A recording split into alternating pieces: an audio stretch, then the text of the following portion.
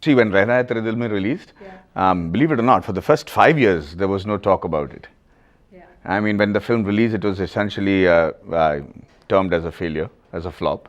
The songs caught on after some time, but the film per se, you know, the name Maddie and the songs, and then associating Dea Mirza and me to the film, and then finally becoming a cult following over a period of 2 decades, was something that I didn't expect. This has got to be one of a kind. But I think if I have to think about one film that actually made me a superstar, I think it has to be my first film, which was Alai Payude in Tamil. Right. And that wave just continued over a period of time. Yeah. Well, honestly, we've loved all your movies. How was it for a Tamil Brahmin to be born and spend a lot of childhood years in Bihar? So I was born and brought up in Jamshedpur. Okay. At that time it was Bihar, now it's Jharkhand. So I basically belong to both the states. I'm a Tamilian, so I also belong to Tamil Nadu. And I married a Maharashtrian, and I did my education in Maharashtra, so I'm also a Maharashtrian. So I have many states imbibed in me.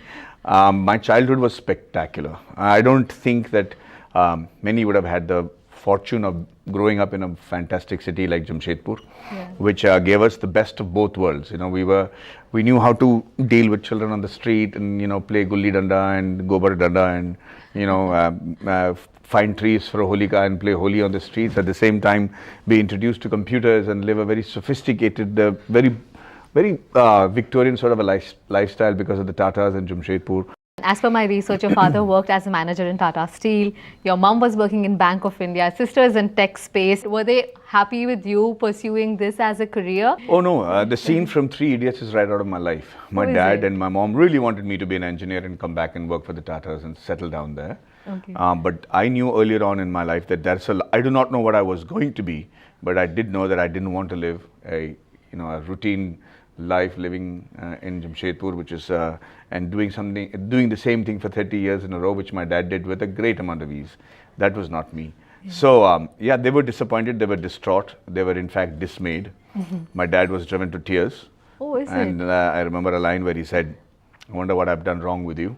And I'll never forget that. And I remember telling him that I don't know what I want to be, Appa, but I do know that I don't want to be an engineer doing the same job. And he was stunned, but I think that day he knew that I will take care of myself, that I'm a survivor. But when Mani Ratnam called and I started, I did my first film with him, they knew that this is not going to be a normal life for my son. And it was a challenge for them to cope with it. But even before you became an actor, I believe you were a part of NCC and also got trained by the British Army, and public speaking is also something that you pursued. My dad and I had a bet that, he thought I was brought up with so much of privileges that I do not know what hard work is. And he kept talking about the days when he was in NCC and he was a senior under officer, and how I would never be able to, make a mark as an NCC cadet. And I took up that challenge for 1 rupee. Okay. And I went much further than he did. And I got selected as a, All India best turned out cadet, and we was, trained, sent to England to train with the defences there. One of the most outstanding experiences of my life.